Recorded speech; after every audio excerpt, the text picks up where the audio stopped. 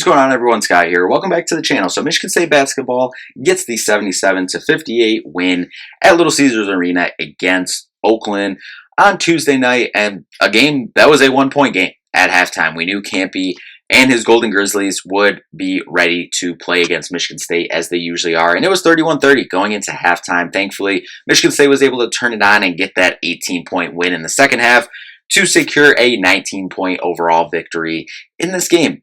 A handful of players to shout out in this one, and we will definitely get into that here. But first, if you could, just hit that like and subscribe button down there. More Michigan State basketball content on the channel, so make sure to subscribe so you don't miss a video. First off, got to start with the man of the night. Xavier Booker has really turned it on since the later half of Maui, really that North Carolina game and on. It was absolutely incredible. In 17 minutes, had 18 points, 6 rebounds, 4 offensive rebounds, 2. That was big, but 3 for 5 overall from three-point range, 5 for 9 overall from the field, 5 for 6 from the free throw line. Incredible night off the bench for Xavier Booker. 18 points in 17 minutes is extremely efficient, and if we just keep getting that, I think his minutes are going to continue to rise as well, even though I said that I don't think anyone this season will average, 28 plus minutes of the game.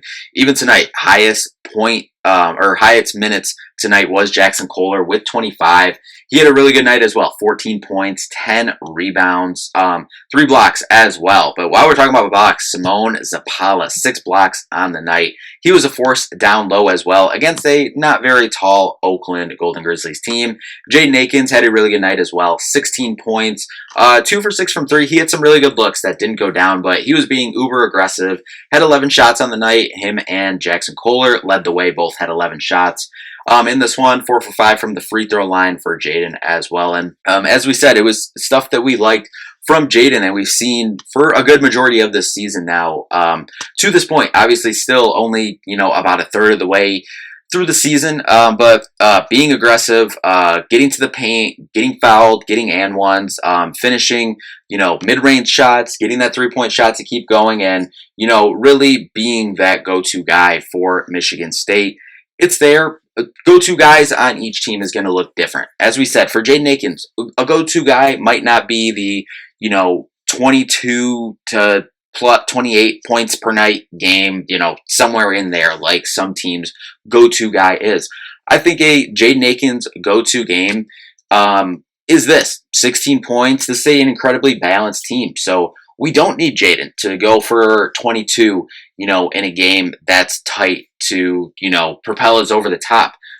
He can go through stretches. Like he helped us in a stretch. Xavier Booker helped us in a stretch, where, we were kind of struggling with some stuff, and Book made some plays. Jaden Akins made plays at times. Jackson Kohler in that zone made some plays on the block as well. So again, we'll talk about it all season. We have talked about it to this point in the season. Just an incredible team effort overall. For Michigan State, I thought Cohen Carr struggled a little bit tonight. Did have 5 rebounds, but 0 for 4 from the field. Missed, I think, 1 or 2 lobs tonight. Missed 2 or 3, I think like 3 last game as well. So not all of that's on him, but I think with the zone, I think, a matchup with the zone for Cohen Carr really isn't the best unless it's, if they would have exploited it the right way, but really the only zone that I think Cohen would be really effective against is kind of like a 1-3-1, where you only have one defender kind of on the low blocks to affect him if he's in the dunker spot on either side of the rim there. But just not Cohen's night tonight, and that's fine. He did go 2 for 2 from the free throw line though, so I will take that, and those 5 rebounds. We will definitely take that. And yeah, so jumping over to Oakland, DQ Cole was incredible. He got 20 shots up, was 6 for 20, 5 for 12 from the three-point range, had 8 rebounds as well, 17 points as I said on the night. He went basically the whole way, 36 minutes. Alan Mukiba was able to keep him pretty much in check, 3 for 10 on the night, only 7 points. But off the bench, Malcolm Christie, 15 points, 4 for 9 from 3. He got hot there, especially at the end of the first half, and that's what made the score the way it was at the end of the first half. But overall, from a team perspective, 43% from the field for Michigan State, not that great. 35%, okay, that's probably where that's where you would love a season average to be right now. And obviously still working that from the historically low shooting start from three for Michigan State. So still working their way back up. 83% from the free throw line. That'll be fine. Obviously, you want that to be close to 100% like it was against Nebraska, but solid enough. And then,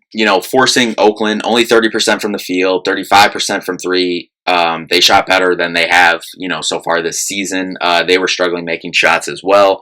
Coming into this thing, rebounds, again, just absolutely demolishing by 20 on the boards. That's something we talked about, going in last week. We've talked about in some previews and recaps, but rebounding margin for Michigan State, one of the best teams in the country at rebounding margin per game.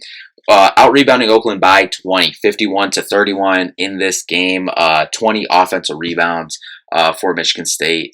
Incredibly effective, especially when at times you are missing shots like Michigan State was at times in this game, especially in the first half. 14 assists, didn't pass it as well as you'd like to. Only forced 8 turnovers, 12 for Michigan State, but only forced 8. Oakland did a good job of hanging on to the ball. Fast break points, only 8 for Michigan State. Oakland did a good job of getting back, not letting Michigan State get into that transition, and was forcing them to play against that tough, complicated zone that Katy and Oakland do play. But overall, I solid night for Michigan State there in LCA. Obviously the score says a 19-point win, but it wasn't that. Really, as we said, it was a 1-point game at halftime for a reason. Oakland was playing really well.